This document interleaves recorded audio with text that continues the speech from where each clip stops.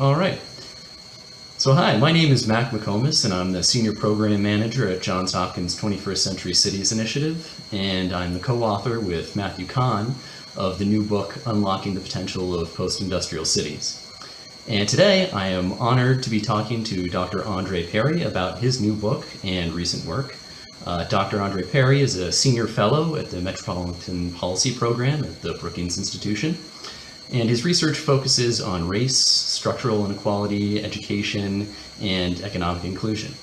He's the author of a new book, Know Your Price, Valuing Black Lives and Property in America's Black Cities. Dr. Perry, thank you for joining me today to talk about your research and your work. Hey, Mac, and congratulations on your new book. I'm looking forward to digging in. I ordered it. Thanks. Glad to hear it. Well, I'd like to start off our conversation today by discussing your research on the devaluation of Black businesses and businesses in Black communities, and the need to invest in Black businesses. And in our book, Matt Kahn and I explore the unrealized potential of building up Black businesses in 6 post-industrial cities of Baltimore, Cleveland, Detroit, Philadelphia, Pittsburgh, and St. Louis. We found that these cities have some of the highest shares of Black-owned businesses in the nation, but Black-owned businesses in these cities still fall behind white-owned businesses as measured by number of employees and revenue. And we saw this as sort of a significant and game-changing opportunity for these cities if they could invest in and catalyze the growth of Black-owned businesses.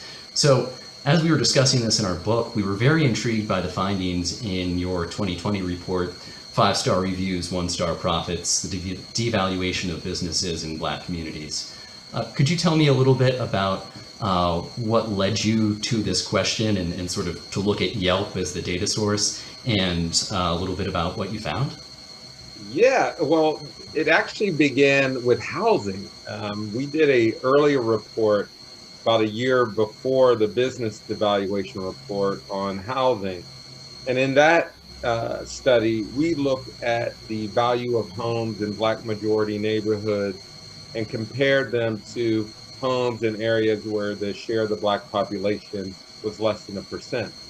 And, you know, what we found, a lot of people generally know that homes in Black neighborhoods are priced lower. And it's pretty linear. With every percent that it increases in Black population, home prices decrease. But a lot of people will say that's because of education, that's because of crime. And we wanted to explore race as a factor. So we controlled for, in this study, education, crime, walkability, all those fancy Zillow metrics, because we wanted to get an apples to apples comparison between homes in Black neighborhoods and homes in white neighborhoods. And what we found pretty much astounds, that homes in Black neighborhoods are underpriced by about 23%, about $48,000 per home. Accumulatively, that's about $156 billion in lost equity. Now, that's a big number. $156 billion would have financed more than 8 million 4-year degrees based on the average amount of a public 4-year education. It would have replaced the pipes in Flint, Michigan 3,000 times over. It's more than double the annual economic burden of the opioid crisis. But as it pertains to business, this is a big number as well. 156 billion is the equivalent of 4 million Black businesses based on the average amount Blacks use to start up their firms. And we know that Black businesses, or all businesses, are started mostly using the equity in their homes or the family's individual wealth. So how we started to approach this issue is we wanted just to see how businesses are financed. And what we found in that regard led us to a study on business devaluation. Now, we know that Black people represent about 14% of the US population, but we represent only 2.2% of the nation's employer businesses with at least 2 employees. Now, we also know that 1% of Black business owners were able to obtain a loan in their founding year compared to 7% of white entrepreneurs. And Black entrepreneurs are denied bank loans twice as often as their white peers. And when we do get loans, they're at lower interest rates. Now, people will say that those lower numbers are a result of lower business quality. Similar the way people think that homes in Black neighborhoods are just inferior. So we wanted to look at business quality it's the way we looked at housing. And so what we did is we got business revenue data from Duns and Bradstreet, and we also could get the race of the owner there. But then we scraped all the Yelp data from businesses around the country, essentially to get a sense of quality of business. And we also controlled for all these other factors. So, but we just like housing, we found that was being devalued by structures. We wanted to get at the devaluation of businesses, so we needed a metric of quality, and that's what led us to use Yelp data and to scrape all the Yelp reviews from businesses across the country. Yeah, well, one of the more interesting findings that I saw in that report was sort of this quality dynamics problem that you saw, that essentially, there wasn't any sort of incentive for businesses in Black communities to be higher rated on Yelp and that sort of measure of quality, because they didn't perform better in terms of revenue growth compared to low rated businesses. And I mean, that was just striking. Yeah, there's a saying in the hood, the elders used to say, our ice is just as cold, right?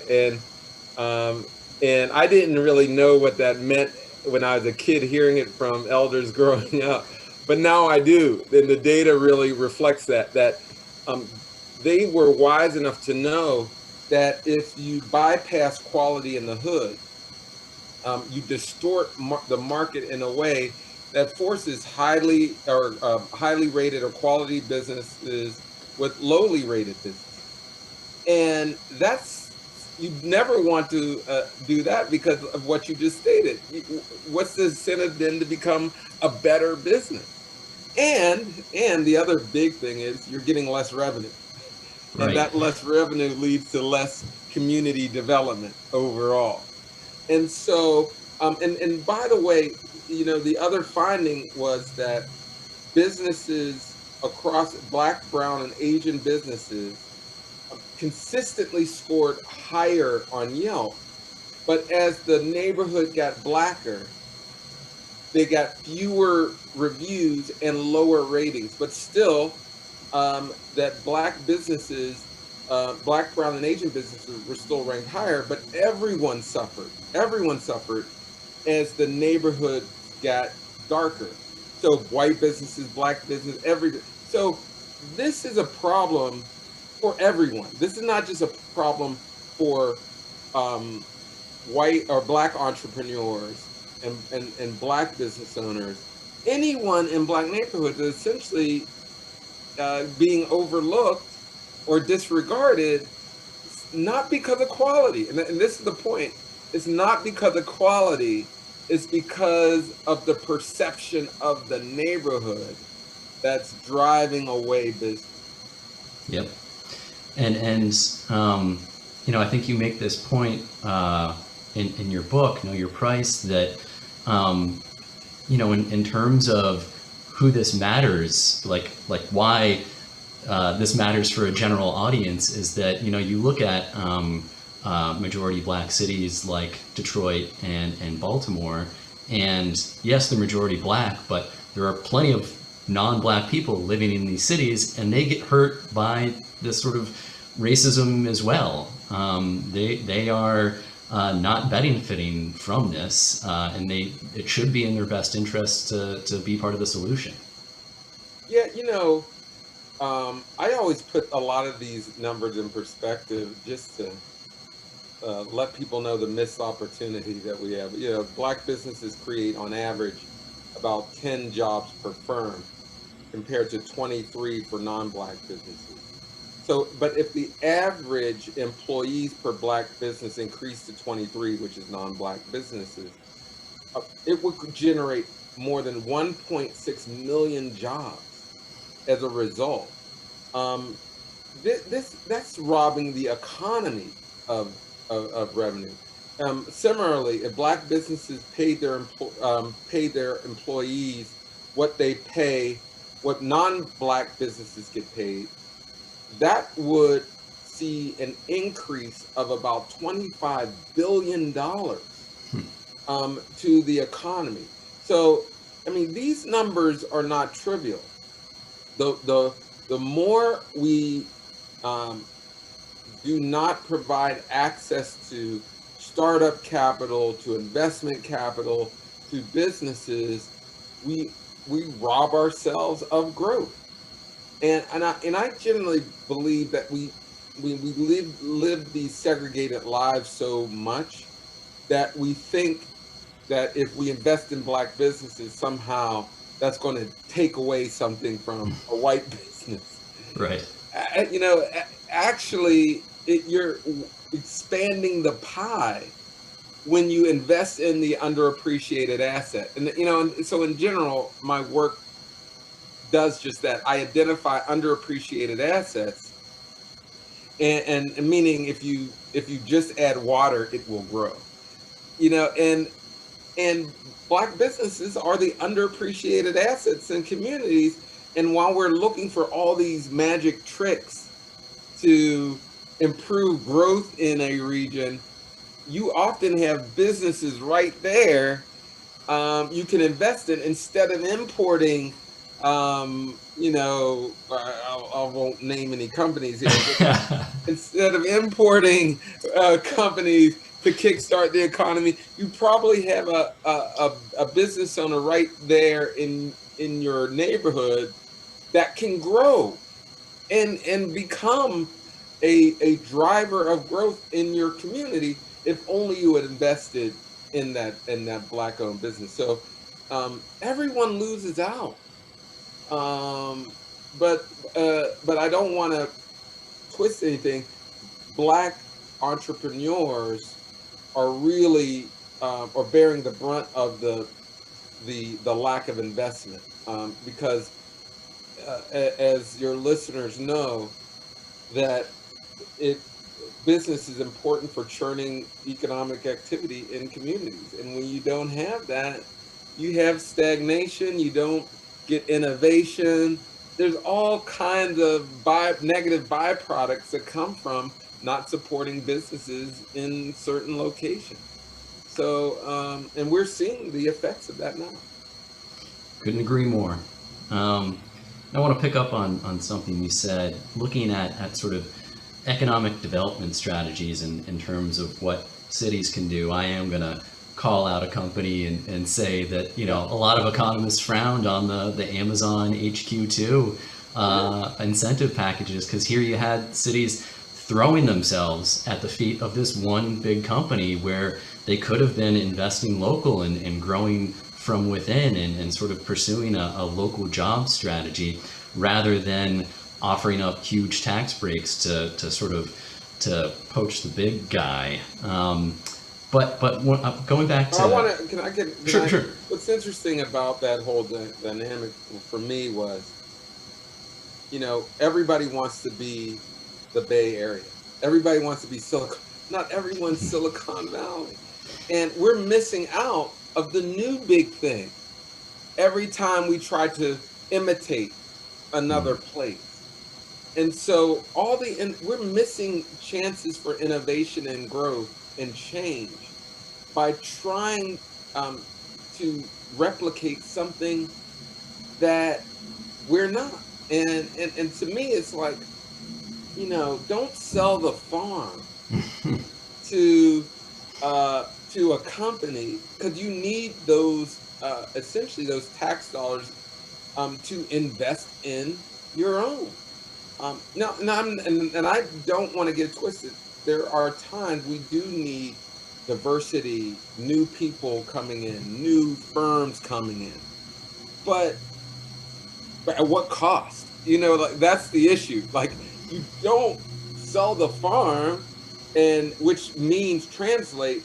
Don't give away tax revenue you could be putting towards the educational pipeline, to critical services, to business incubation and development. That's where that's where that money should be used. But you're giving it away. And by the way, and you probably found this in your research, that oftentimes the bringing in these big companies don't have the benefits they espouse that they would have. And so when you look at, I'm from Pittsburgh, folks who read the book will see I'm from Pittsburgh. When Google landed in East Liberty, there was sort of a assumed or an expectation that average wages would increase, or wages of workers in the area currently would increase. But what you're seeing is low wage work and service work really stagnating, if not declining, as a result. So you're making matters worse for residents while you're padding the lifestyles of people who are coming in. So again, I want everyone to have a cushion of wealth, of prosperity. I want prosperity to be shared. And so I would never say don't bring a company to a city, but it's, if you're going to give away the resources needed to develop your residents, then what's the point of that? What's the point? So I couldn't agree more, and that's a huge theme of our book, is that, instead of trying to attract these big companies, they will naturally come if you invest in local quality of life, if you invest in local educational institutions, if you invest in, sort of a green infrastructure and parks and beautiful places that people want to live, companies will say, hey, let's go there because that's a nice place to live.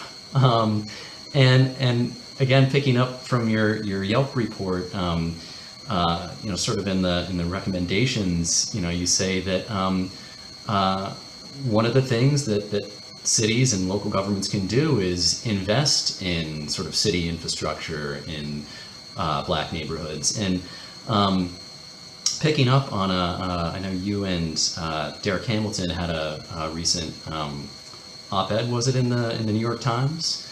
Actually, a report from Brookings. It was Brookings. Okay, it was Brookings. Yeah, on sort of how policies, and this was at the federal level, should be scored with an equity analysis. And we've actually seen that in Baltimore City a couple of years ago, adopted legislation that all departments should score their budgets on equity. And this came out of some work in the planning department that identified that majority white neighborhoods received 2 times the amount of capital infrastructure investment that Black neighborhoods did.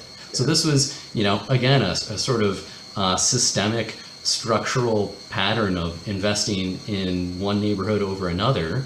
And until somebody said, hey, look at this, we need to fix this and sort of ingrain this in the way that we do everyday business, nothing is going to change. And it's early days in terms of, how that's going to play out. But I think it has huge potential.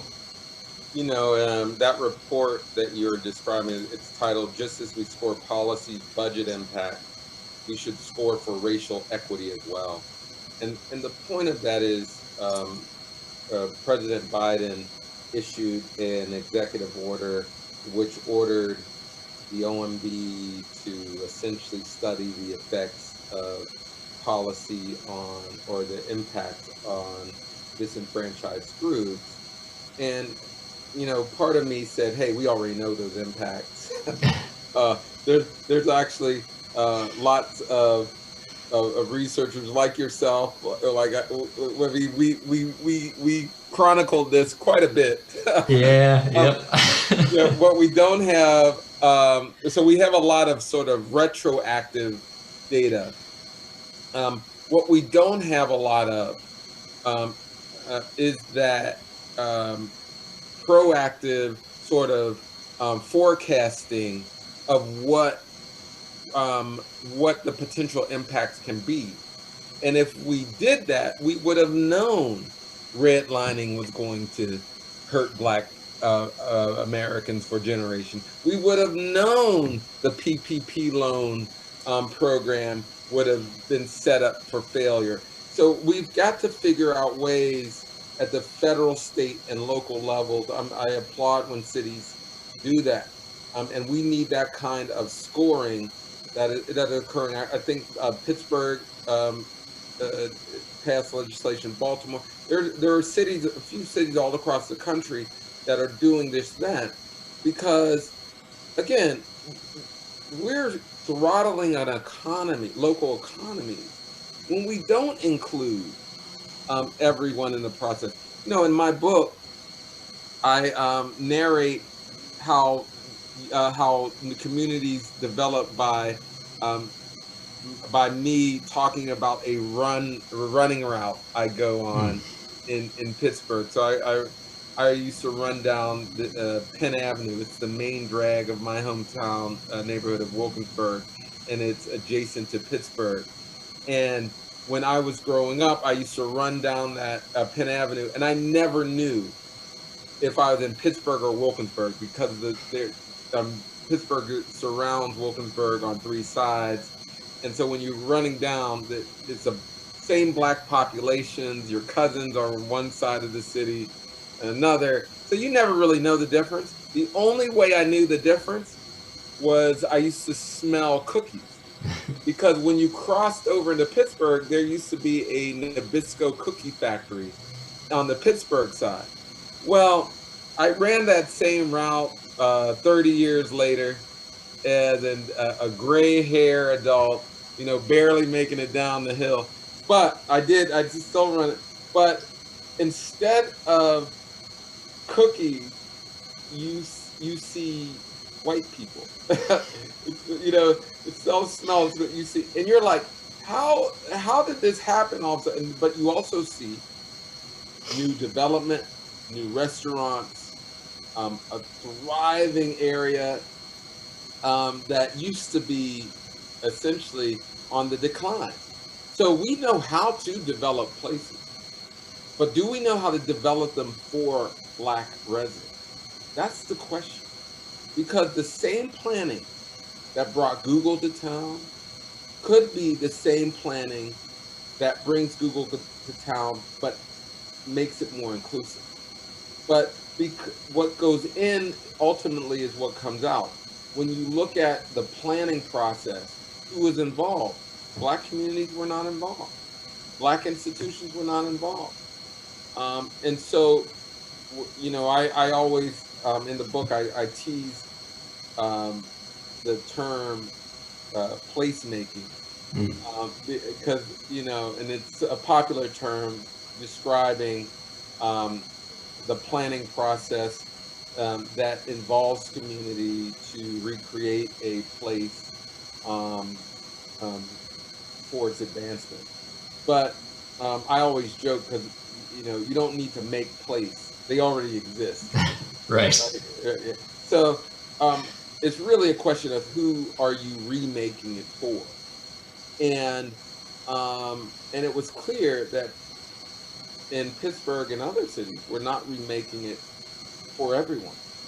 And we just need to do the hard work, because it's difficult, it's painful, to go through community meetings, hiring different people, and making sure your contracts are let out to a diverse crowd.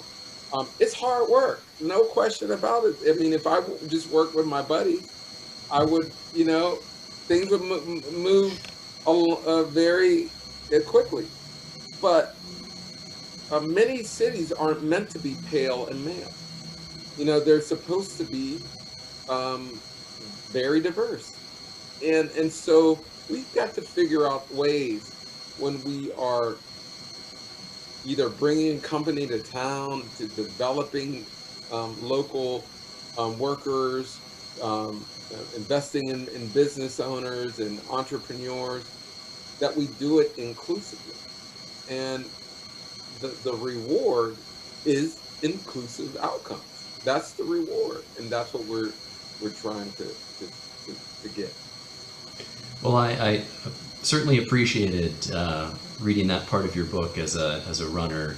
That spoke to me, and it's just running around the city of Baltimore. It's amazing how you have these seemingly there are these stark lines in terms of development and who lives in certain neighborhoods, and you go 2 blocks one way or 2 blocks another and it's completely different. And a lot of it has to do with these historical patterns of discrimination, and it's amazing how much sticking power they have because people are just unwilling or unable to realize that they need to change the way they've been doing business to change outcomes. In my book, Know Your Price, I looked at a neighborhood in Birmingham called Inslee. And I looked at the difficulties of one entrepreneur to develop a place. And after doing a lot of digging, it became clear that much of the economic development organizations and sort of phenomenon there were operating on 2 separate tracks. One black, one white. You had the white Chamber of Commerce, the white Economic Development Organization, essentially the white bank, and you had a black one. The black one was under resourced. And and then that sort of 2-track system developed straight out of segregation. And if you look at cities all across the country, you still have those 2 tracks for development. And, that has to change. That has to change because it's that framing that is really hurting us. And so I say all the time throughout my book, I say that there's nothing wrong with Black people that ending racism can't solve. The reason why I do a lot of work on looking at value is that the monetary values we place on inanimate objects or businesses or whatever are really a reflection how we value people. And many of how we value people are predicated on white supremacist norms. And, and that's been a drag on our society that, most recently was exposed by those tragic events on January 6th, that failed insurrection where people were saying that this is our house. I mean, that the people's house is the people's house. And you do have representatives, and we do have rules of engagement, all of those things. But you literally have people say, no, all that goes away because this is ours. And that comes from a devaluation of other people. And so for me, the reason why I do this work, while I love writing about business and housing and all, and it's cool, getting your hands on data and this playing around, so to speak. But I'm really interested in developing communities in ways that we should have been doing in the first place, inclusively, and restoring the value that's been extracted by racism. That's also a passion of mine. So The longer we take to realize that we're all in this together, the more we're going to see events like January 6th. We're in this together, like it or not. Yep. And we would be so much better off if we really saw the power of equity. So that's what my work is really trying to get at. Yeah. Well, I want to go back to something you briefly mentioned, the PPP loan distribution, and I think one of the things that COVID has done so well is just to lay bare the structural inequities and disparities in health and economics that were already happening, but now suddenly everybody's aware of them. And as you mentioned, sort of these subsequent rounds of PPP loans, were distributed through the existing financial system, and those that had strong relationships with banks were the ones who got the loans. But sort of, as we started to, or as news articles and reporting was starting to lay some of this bare, and research was as well, we did see sort of the highlighting the role of community banks and CDFIs that they could play in cities.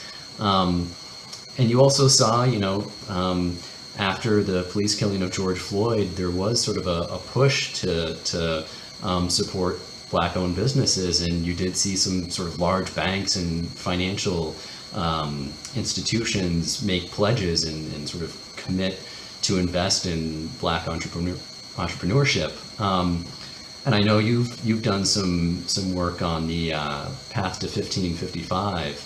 And I was just wondering, do you think that this is some of what we've seen in the past year is sort of a one-off marketing move of people trying to say, yeah, we're behind this, but then they're going to go back to business as usual? Or, could this be an actual shift? I think it's a little bit of yes. There's no question that many of the companies' pledges are coming from their marketing departments rather than their HR department. And because there's a lot of things internally Fortune 100 companies can do to increase equity in this country. Look at who you're hiring, look at your pay, look at the benefits you offer. There's lots of different things these companies can do. But I will say that there is an awakening. That when George Floyd was casually murdered in the middle of the street, it sent a statement that not everyone belongs in an economy. And I do think the business community recognized that. They saw, we've got to do something. We can't continue down this road. And so they set out to establish funds to work on racial equity. The problem with that is that Black people don't need charity, we need investment. And there was a feel of charity to a lot of the funds that were given, because they often lack specificity on how they're going to use these dollars, what businesses they were going to support, what spatially where are they going to be. If I, for all other investments, you ask those kind of questions. For this, it's like everybody's in need, so let's just spread it like peanut butter across the land. And, that doesn't work. Nope. That doesn't work. So what will end up happening is, come March, April, we're going to look up to what happened to those billions of dollars. Did anything change? And I don't know, we'll see any significant change. Certainly individuals will say, hey, I got some relief. And so that window of charity will close. What I'm hoping for is that you have a new administration, the new Biden administration, will pick up where business community, corporate community left off. It's to say, hey, we need to invest in businesses. Hopefully, those corporations will provide some teaching about what they learn about those investments, so that the government can make better ones. And so, for me, I think, yeah, they've certainly learned, but the resources that were used to develop these funds didn't necessarily hurt the businesses that were doing it. I mean, let's be real about that. It wasn't like a big risk to do. And the reason why they're not taking a big risk, because they don't see it as an investment. Mm-hmm. You know, and for me, it's like, you got to see this as an investment, and for all of our sakes. And so if we do that, we'll be better off. But if it's still charity, it's like, I would never say don't do it. Right. But you're not going to maximize the growth. Yeah, and to your point, if it was seen as a risk and an investment, it would have been more targeted. It would have been more driven. But it's sort of a, here you go. Exactly. And and I'll be very clear. I'm a researcher that is very progressive, and I'm as touchy-feely as they come. However, I want some specificity. I'm like, give me like some a little bit more direction here. Some concrete goals, objectives, a mission. It was none of that. It was like, we just need to end racial inequality. I mean, okay, don't we all want world peace? There has to be a plan. Yep. So, but I'm encouraged, because what the Business Roundtable, JPMC, what they've offered is more than what we've seen in the past, certainly, putting dollars behind it. But it's really more of a symbolic statement that we acknowledge that we must change too. That we can't expect to improve society without the business community stepping up. And so I value that very much. Yeah, no, I think they're obviously a huge part of the solution, and thinking we can do it without them is just wrong. Right. Like I say all the time, it's they are a big part of the problem, but they're an undeniable part of the solution.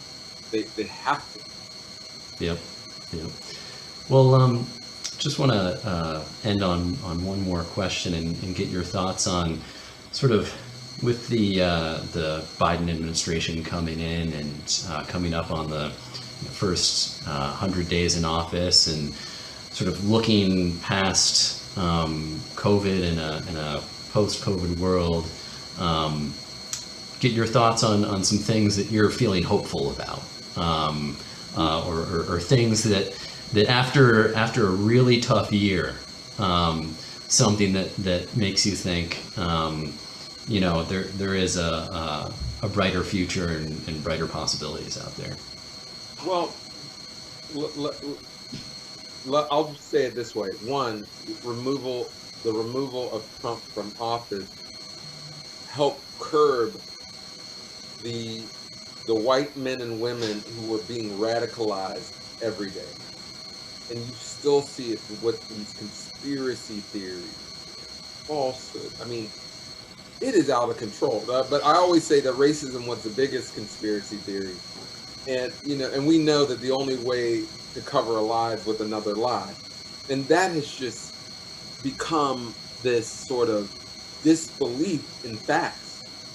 And so we're seeing that today, where people won't accept facts. You know, and as researchers, we're like, I know. you know, like 2 + 2 still equals 4. Like, I mean, and you're listening to these crazy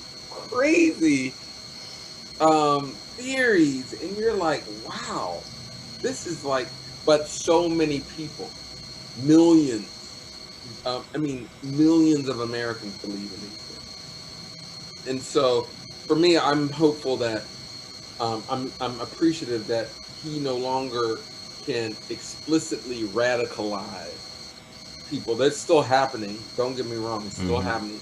But him being in office another 4 years really would have been devastating to the democracy, to society as a whole. So that's good. But I also think that Biden, when he came in, people have been joking about this, and I agree. He said equity more than any other president, maybe all of them combined. I mean, including the first Black president, who avoided the word equity like it was a plague, like it was COVID. Yep. Like it was like, no. I mean, and so him speaking those values into policy gives us a chance to operationalize. And so, you know, so that piece that you mentioned about with Derek Hamilton and I, we want him to put a little bit more teeth on those policies, those executive orders. But we really do appreciate that he's saying equity. Now, it is defined mostly as fairness. And those of us who study business and business dynamics and all these other things, we never forget that equity is also money. Like there's a financial definition. It's all about investment. Right. So you can't just create a fair system. That's part of it. You also got to deal with the damage of a inequitable system. And what does repair in that area look like? So, and so we need to continue to keep working, but Biden is saying equity. He is installing a diverse cabinet, the most diverse in history. He is uplifting women. I mean, these are, actions that we've been waiting since George Washington. You know, like, this is it's taken us this long to really get to we the people. You know, this long. So I'm excited. I'm energized. I'm ready. I'm writing every single day. I'm getting calluses on the tips of my fingers. You know, that's what a hard-working academician from Pittsburgh looks like. Calluses on the fingertips. Yep. Well, speaking of repairing, I'm excited to see, you know, what gets included in this big budget bill that moved through Congress this morning. So there'll be more to write about soon. Yeah, you know that we know the big ticket items. Yep. But you know it's going to take a while. It's funny to me because when they release these big spending packages, there's no way you can read, like no way. So what I end up doing is having I have some keyword searches. And then I just look for things. It's the only way you can do it. Yeah, but it's like, okay, I had no idea that this scholarship program, I had no idea. So it's going to take a few weeks to get through it, but eventually we'll see if there is some resources behind his executive order. Yep. Time will tell. Well, thanks for taking the time to talk to me today about your new book and your research. I really enjoyed the conversation. Yeah, and I can't wait to, like I said, looking forward to reading your new book and sharing thoughts. Great, thank you. All right, well, take care. You too.